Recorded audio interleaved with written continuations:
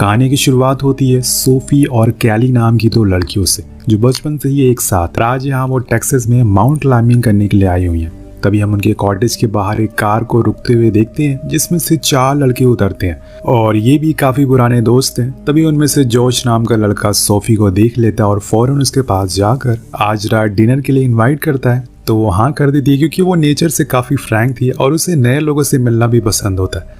लेकिन कैली जोश से मना कर देती है जिस वजह से सोफी भी ना कर देती है। उधर तीनों दोस्त एक दूसरे से कहते हैं कि अब हम कॉलेज स्टूडेंट नहीं रहे, हमें ऐसे हर साल नहीं मिलना चाहिए।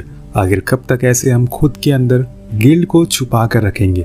अब उनकी ये बात सुनकर हमें इतना तो पता चल रहा था कि जरूर इनके पीछे कुछ ऐसे राज हैं जो अभी इन्होंने छुपा कर रखे।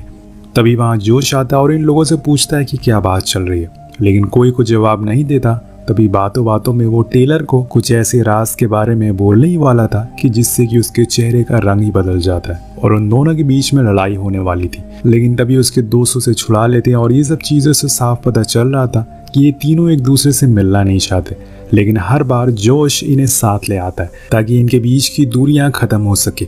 अब ये सब के पीछे कहानी क्या है ये तो हमें आगे ही पता चलेगा। अब यहाँ से हम चलते हैं सोफी के पास जो कैली से जोश के बारे में बात कर रही थी। उसे वो अच्छा लगता है इसलिए क्यों ना हम रात में उसके साथ डिनर करते हैं, वो ये बोलती है। लेकिन वो ऐसे अनजान लोगों के साथ हैंग आउट करना नहीं चाहती, पर सोफी के बार बार कहने पर वो मान जाती है। कुछ समय के बाद अंधेरा हो जाता है और सभी लोग डिनर के बाद एक साथ बैठे होते हैं। सभी एक दूसरे के प्लान के बारे में पूछते हैं तो कैली बताती है कि कल हम लोग उस पहाड़ पर चलने वाले हैं बिना ट्रेल की मदद से। अब ये सुनकर टेलर हैरान हो जाता है क्योंकि उस पहाड़ की लंबाई 10,000 फीट से भी ज़्यादा है, लेकिन वो इनकी हिम्मत को सलाम करता है। इसके बाद सभी अपनी अपनी कहानियों के बारे में बातें करने लगते हैं, लेकिन कैली की बारी आने पर वो उठकर चली जाती है क्योंकि वो किसी से भी अपने पास्ट को शेयर नहीं करना चाहती थी। लेकिन जाते जाते जोश उसका हाथ पकड़ लेता है और यहाँ में वो कैसा इंसान ये पता चलता था। अब कैली उसका हाथ झटक कर वहाँ से चली जाती है। वो चुपचाप कॉटेज में जाकर रुक जाती है और अपने बॉयफ्रेंड लूका की वीडियोस देखना शुरू कर देती है, जिससे हम समझ पाते हैं कि वो उसे मिस कर रही है। उसकी वजह से कैली आज यहाँ पर आई है क्योंकि उसने ही इसके अंदर ये जज्बा डाला है और इसे सिखाया था कि कैसे इतने बड़े पहाड़ को बिना किसी सपोर्ट के चला जाता है। उधर दूसरी तरफ सोफी और सभी लोग चिल कर रहे थे, लेकिन बीच में चीजें बदलना शुरू हो जाती है। जैसे कि जोश सोफी के करीब आने की कोशिश करने लगता है, लेकिन यह बात उन तीनों को पसंद नहीं आती। वॉशरूम के लिए चली जाती है। तब रेनल कहता है कि तुम्हें ये नहीं करना चाहिए था, तुम्हारी ऑलरेडी एक गर्लफ्रेंड है और इससे तुम्हारी नेक्स्ट वीक शादी भी होने वाली है। लेकिन वो उन्हें उल्टा जवाब ही दे देता है और जाकर सोने को कहता है, जिसके बाद वो खुद सोफी के पीछे पीछे जाने लगता है और वहां जाकर उसके साथ जबरदस्ती करने लगता है। लेकिन अब वो यहाँ रुकने वाला नहीं था, वो उसके ऊपर चढ़ जाता और यहाँ सोफी की चीख सुनकर टेलर रेनल्ड सभी जोश के पास आते और उसे पीछे करते हैं। अब जोश के सर पर भूत सवार हो चुका था। यहाँ सोफी अब रुकने का नाम ही नहीं ले रही थी, वो जंगल की ओर अंदर भागना शुरू कर देती है। इन चारों को अब इस बात का डर सता रहा था कि कहीं जाकर वो पुलिस को इनके बारे में ना बता दे और इसीलिए ये इसका पीछा करना शुरू कर देते हैं। लेकिन कुछ देर बाद सोफी जाकर एक खाई के पास रुक जाती है क्योंकि उसके आगे कुछ नहीं था। तब टेलर आकर उसे शांत कराता है, लेकिन वो उसके हाथों को बाइट कर लेती है और उसकी चीख सुनकर कैली की नींद खुल जाती है। उसके दांतों पर एक पंच मारता है, लेकिन इसमें उसका पैर फिसल जाता है और वो जाकर एक खाई में गिर जाती है। यानी कि यहाँ पर सोफी की हालत और ज़्यादा बुरी हो गई है और ये एक बुरा संकेत है इन चारों के लिए। अब सभी नीचे जाते हैं जहाँ सोफी अपनी धीमी आवाज़ में मदद मांग रही थी। रेनल टेलर से फ़ोन मांगता है ताकि वो मदद को बुला सके क्योंकि वो उसकी मदद से बच सकती है, लेकिन टेलर चुपचाप खड़ा रहता है और ये देखकर रेनल हैरान था। यहाँ जोश के दिमाग में कुछ और ही चल रहा था क्योंकि यहाँ पर अगर हेल्प बुलाई गई तो जोश और टेलर बुरी तरह से फंस जाएंगे क्योंकि सोफी के दांतों पर लगा हुआ है टेलर का खून और नेल्स के अंदर है जोश की स्किन। अगर इसका राज खुला तो ये चारों ही फंसेंगे। इसलिए वो कहता है कि हमें इस लड़की को यहीं ख़त्म करना होगा ताकि सबको यही लगे कि ये पहाड़ से गिरकर मर गई। और यहाँ रेनल को ये चीज़ सही नहीं लगती। वो बार बार कहता है कि ज़रूरी नहीं है कि हम हर बार बच सकें, जिससे कि हमें ये पता चलता है कि जो बात इन चारों को खा रही थी वो ये थी कि इन्होंने कुछ सालों पहले एक और इंसान का खून किया था और उसमें ये पकड़े नहीं गए। और अब जोश का मानना है कि वो इस बारी भी बच जाएंगे।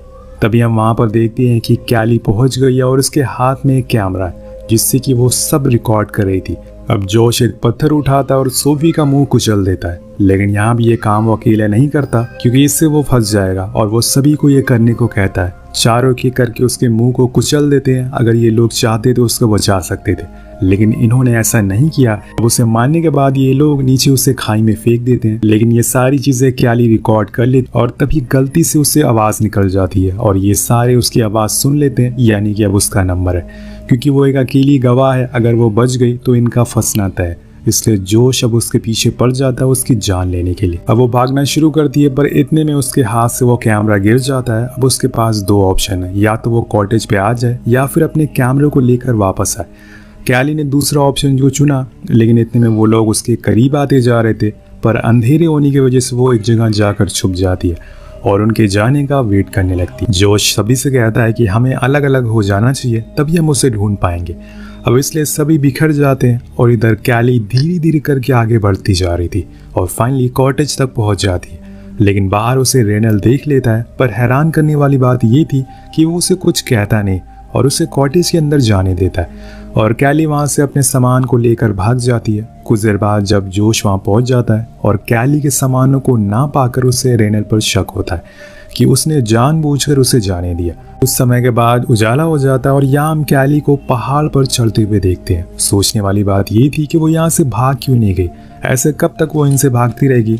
अब इस सवाल का जवाब हमें आगे मिलेगा। अब वो खड़ी चट्टान पर चढ़ना शुरू कर देती है। उससे लग रहा था कि जोश और उसके साथ ही उस पहाड़ पर नहीं चढ़ पाएंगे, लेकिन टेलर अलग ही जोश में होता है। वो बिना कुछ सोचे समझे तेजी से ऊपर चढ़ना शुरू कर देता है और देखते ही देखते उसके पास पहुंच जाता है और उसके पैर को पकड़ लेता है। अब उसके कैमरे को झटके से दूर फेंक देता है, लेकिन जब वो उसके बैग पकड़ने की कोशिश करता है तो वो पकड़ नहीं पाता और नीचे गिर जाता है। पर उसकी किस्मत अच्छी थी कि वो बच गया था और इस बात से उसके अंदर और गुस्सा आ जाता है और वो और फिर से चढ़ना शुरू करता है।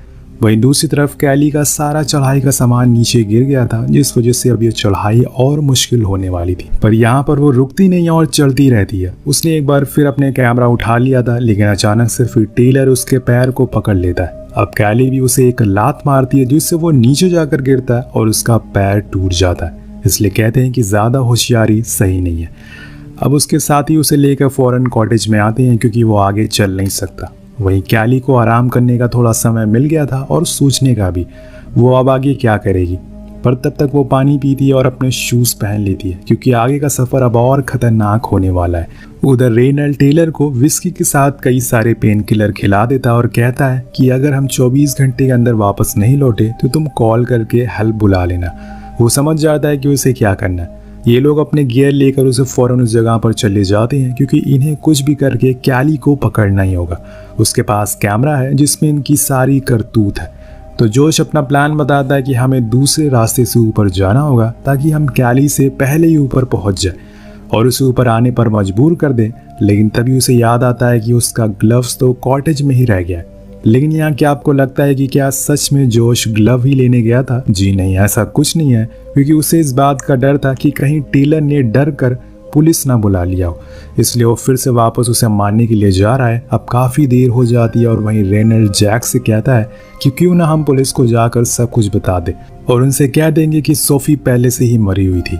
लेकिन वो मना करता है, क्योंकि उसके ऊपर जोश के बचपन से बहुत ही एहसान थे। और यहाँ में एक और चीज़ पता चलती है कि जोश ने बचपन में एक बच्चे की टांग तोड़ दी थी, जिस वजह से वो कभी चल नहीं पाया। यानी कि उसके गुस्से और बददिमागी के कारण कई लोगों ने अपनी जान गंवा दी है। काफी देर हो गई थी, पर अब तक जोश नहीं आया था और इसीलिए जैक उसे देखने के लिए कॉटेज जाता है, पर जोश उसे गेट पर ही रोक लेता है और उससे वो अंदर जाने नहीं देता, जिसका मतलब तो आप समझ गए होंगे। अब सीन शिफ्ट होकर पहुंचता है। हम एक बार फिर से कैली को देखते हैं, जो मैप की मदद से ऊपर बढ़ रही थी, क्योंकि उसे इतनी ऊंचाई से ऊपर देखने में दिक्कत हो रही थी।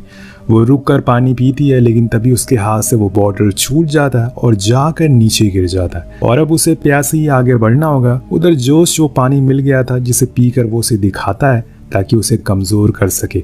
और इतने में उसका सामना होता है एक सांप से, जिसके वहां पर अंडे रखे हुए थे। लेकिन कैली हिम्मत नहीं हारती और चुपचाप वहीं खड़ी रहती है जब तक कि वो सांप वहां से चला ना जाता। अब आगे जाने पर वो एक जगह फंस जाती है, जहां पर उसे दूसरी ओर जंप मारनी होगी, लेकिन उसके पास कोई सपोर्ट नहीं है। अगर उसका बैलेंस बिगड़ा तो वो सीधा नीचे जाकर गिरेगी। तभी उसे लूका की सिखाई हुई ट्रेनिंग याद आती है और वो एक छोटी सी रस्सी से हुक को दूसरी ओर अटका देती है और अपनी तरफ वाले हुक को पकड़कर वो बड़ी आसानी से दूसरी ओर चली जाती है। अब यहाँ कुछ देर चढ़ाई करने के बाद कैली को एक पुराना टेंट मिलता है जो पहले किसी क्लाइंबर का हो सकता है। उसके रात बिताने का तो इंतजाम हो गया था, उसमें कुछ पानी की बोतल भी मिलती और इसमें उसे कुछ पानी भी मिलता है जिसे पीकर वो थोड़ी राहत महसूस करती है। लेकिन उधर वो तीनों पूरी जान लगाकर चल रहे थे और फाइनली वो ऊपर पहुंच जाते हैं। और अब वो कैली से भी ऊपर थे, वो उनसे जस्ट नीचे, यानी कि उसकी मुसीबत अब और बढ़ गई है। वो ना तो नीचे जा सकती है और ना ही ऊपर। ये बात जोश को अच्छे से पता था, इसलिए वो एक रस्सी नीचे फेंकता है और कैमरे के बदले मदद का ऑफर रखता है। लेकिन वो मना कर देती है और एक नोट उसे लिख कर देती है, जिससे वो और ज़्यादा गुस्से में आ जाता है और वो बिना कैली के नहीं जाने वाला था। वही टेंट लगाने को कहता है। अब उसके पास तो सभी इंतज़ाम थे, लेकिन नीचे कैली के पास एक फटा हुआ टेंट था जो बस एक क्लिफ के सहारे ही टिका हुआ था। अगर ज़रा से भी कुछ गड़बड़ हुई तो वो सीधा नीचे। उसकी उंगलियों पे छाले पड़ चुके थे क्योंकि उसने बिना ग्लव्स की चढ़ाई करी थी, इसलिए वो उन पर टेप लगाती है, लेकिन इससे भी कुछ खास फायदा नहीं होता। रेनल जैक से कहता है कि अगर वो कैमरा दे भी देती तो जोश उसे मार देता, और ये बात उसे अच्छे से पता थी, इसलिए उसने वो नोट ऊपर भेजी और वो पूरी हिम्मत से हमारा सामना करेगी। अब उसने वो टेंट लगा लिया और वो उसके अंदर बैठकर सोने की कोशिश करती है, लेकिन जोश इतनी आसानी से उसे सोने कहाँ देगा। वो उसके फ़ोन में देखता है कि जिसे उसे पता चलता है कि वो यहाँ पर अपने बॉयफ्रेंड लूका के लिए आई है, जिसकी ऐसे ही क्लाइंबिंग करते हुए मौत हो गई थी। इसलिए वह उसे लूका के नाम पर परेशान करने लगता है और उसे खाना दिखाते हुए टीज करता है। तब भी वो कुछ नहीं कहती, इसलिए अब उसके टेंट पर एक बैग से हमला करने लगता है, जिससे वो अचानक से उठ जाती है क्योंकि पूरा टेंट हिल रहा था। कुछ ही देर बाद वो टेंट टेढ़ा हो जाता है, जिसकी वजह से वो उस बैग पर लटक जाती है और ये देखकर जोश रस्सी को काट देता है। लेकिन कैली की हिम्मत की दाद देनी पड़ेगी। वो फिर से जाकर उस क्लिफ पर लटक जाती है और जब तक सब कुछ शांत नहीं हो जाता और फिर जाकर टेंट में बैठ जाती है। लेकिन तभी वो देखती है कि कोई उसके टेंट को चीर रहा है और ये कोई और नहीं बल्कि जैक ही था, जो कि नीचे आ चुका था। वो उसके टेंट को गिराने की कोशिश कर रहा था। अब वो उसे लात मारना शुरू कर देती है, जिससे वो नीचे जाकर लटक जाता है और उसके पैर पर चाकू घुसा देती है। उसकी चीख सुनकर जोश रस्सी को ऊपर खींचना शुरू करता है, जिसमें कैली भी ऊपर आने लगती है, लेकिन वो रस्सी को काट देती है, जिससे कि वो नीचे आकर फिर से क्लिफ पर अटक चुकी थी। पर इसी चक्कर में जोश के हाथ लग जाती है उसकी रिंग जो लूका ने उसे दी थी। अब ऊपर जैक की हालत खराब हो रही थी, इसलिए वो कहता है कि हमें अब नीचे जाना चाहिए। उसकी बात से रेनॉल्ड भी सहमत था, इसलिए जोश मान जाता और कहता है कि ठीक है, कल सुबह मैं अपनी गर्लफ्रेंड को कॉल कर दूंगा, फिर हम नीचे चले जाएंगे। लेकिन जैक को ऐसा नहीं लगता, इसलिए सबके सोने पर वो रेनॉल्ड को बताता है कि उसकी गर्लफ्रेंड से कुछ खास नहीं बनती क्योंकि वो उसे चीट कर रहा है और मुझे ये भी लग रहा है कि उसने टेलर को मार दिया और इसीलिए तुम अपनी घड़ी से इमरजेंसी सिग्नल दो ताकि हमें कोई बचाने आ सके। लेकिन जोश इनसे ज़्यादा चालाक था, वो इनकी सारी बातें सुन लेता है। यहाँ वो जैक के मुंह पर एक बात बोलता है कि वो उसकी गर्लफ्रेंड के साथ ही रिलेशन में, वो भी 2 साल से। अब ये सुनकर जैक पूरी तरह से टूट जाता और उसके मन में अब गुस्सा भर चुका था।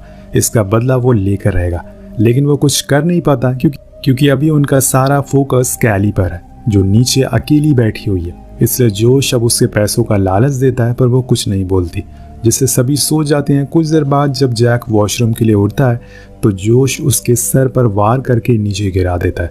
वो जानता था कि आगे जाकर वो उसे धोखा देगा और ये कैली देख लेती है, जिससे वो और ज़्यादा डर जाती है। कुछ समय के बाद रेनल की जब आँख खुलती है तो वो जैक के बारे में पूछता है। वो कहता है कि वो नीचे मदद के लिए गया है, तो उसे यकीन नहीं था, इसलिए काफ़ी देर बीतने के बाद वो कहता है कि मैं खुद नीचे जाकर कैली से बात करूँगा। लेकिन जब वो नीचे जाता है तो कैली उसे जैक के बारे में बता देती है और ये जानकर उसके होश उड़ जाते हैं। लेकिन यहाँ कैली उसे एक प्लान बताती है कि मैं तुम्हें कैमरा दूंगी, फिर चिल्लाऊंगी, जिससे कि जोश को लगेगा कि मैं मर गई। वो तुम्हें ऊपर खींच लेगा, इतने में तुम टेलर को कॉल कर लेना। वेल, प्लान के हिसाब से ऐसा ही होता है, लेकिन ऊपर जाने में जोश देखता है कि उस कैमरे में मेमोरी तो है ही नहीं। और उधर जब रेनल कॉल करता है तो टेलर का फ़ोन जोश के पॉकेट में बजता है, जिससे कि उसे यकीन हो जाता है कि उसने जैक को मार दिया। इसलिए अब दोनों में हो जाती है लड़ाई, लेकिन जोश उस पर आसानी से काबू पा लेता है और अब जोश सारी हदों को पार कर देता है। वो उसके ऊपर तेल डालकर आग लगा देता है और नीचे सीधा फेंक देता है, यानी कि एक करके उसने अपने तीनों दोस्तों को मौत के घाट उतार दिया। वही नीचे कैली अब परेशान हो रही थी, उसे उसको समझ नहीं आ रहा था कि वो क्या करे। एक पल को तो वो खुदकशी का भी सोचती है, लेकिन फिर उसे लूका याद आ जाता है और वो दिन भी जब वो उसे लेकर यहाँ पर आया था। लेकिन जैसे ही वो उसे प्रपोज करने वाला होता है, उसी समय उसका पैर फिसल जाता है और वो अपनी जान से हाथ धो बैठता है। और इसीलिए वो आज के दिन यहाँ आई है उसे श्रद्धांजलि देने के लिए। लेकिन उसे अभी भी राहत नहीं मिलती। यहाँ जोश अब अपना आखिरी फैसला करता है। वो रस्सी से नीचे आता और कैली को मारने के लिए। इसलिए कैली भी तैयार हो जाती है, लेकिन तभी उसे वही सांप दिख जाता है। उधर जोश अब कैली के ऊपर वार करना शुरू करता है, जिसमें उसके पैर पर एक कट लग जाता है, पर इससे कुछ फायदा नहीं था। इसलिए आखिर में जोश कहता है कि मैं तुम्हें रिंग दे रहा हूँ, तुम मुझे वो मेमोरी दे दो। वो मान जाती है और उसे एक होल दिखाकर कहती है कि वो मेमोरी वहां पर रखी है। जैसे ही वो उसे होल में हाथ डालता है, वो सांप उसे डस लेता है, जिससे कि वो और गुस्से में आ जाता है। अब वो कैली के ऊपर पागलों की तरह वार कर रहा था, लेकिन वो होशियारी दिखाती है और उसकी रस्सी को काट देती है। जिसके बाद होना क्या था, जो शब लाचार की तरह लटक चुका था, अब वो कैली से खुद की जान की भीख मांगता है। लेकिन इतना सब कुछ होने के बाद वो उसकी मदद नहीं करेगी और उसे वो रिंग छीन लेती है। थोड़ी देर होने के बाद उसका हाथ छूट जाता है और जोश भी अपने दोस्तों के पास पहुंच जाता है, यानी कि सीधा ऊपर। हम देखते हैं कि थोड़े समय के बाद सूरज निकलता है और कैली फिर से ऊपर चलती है और फाइनली ऊपर टॉप पर पहुंचकर वो लूका को याद करती है और उसके सपने को पूरा करती है, जिसके साथ